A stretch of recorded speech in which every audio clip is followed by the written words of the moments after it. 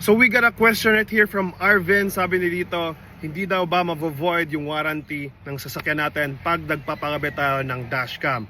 So shoutout sa iyo Arvin, sagutin natin. So the quick answer to that guys is no, hindi ma-void yung warranty natin for electronics. Kasi yan nga, pagka wala tayong in-splice, wala tayong ginalaw, wala tayong kinat na mga wirings, ganon, then obviously it's all gonna be fine for your warranty sa mga electronics ng sasakyan mo. As much as you can, if you're gonna buy a dashcam, you need to buy something like a plug and play lang, install, saksak mo na sa power ng car adapter mo or cigarette lighter, socket, gano'n. In my case, this is the one that I've been using. Let me show you.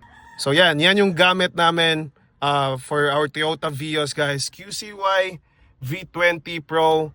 Pwede siyang gantong side, rear view mirror type. Pwede din siyang i-turn on. Marami siyang features. As you can see right here, you can have different angles. I featured this before in a previous video. You have a reverse na angle. You can also see what's in front and what's at the back. If you don't have a built-in reverse camera, it can serve as a reverse camera for you.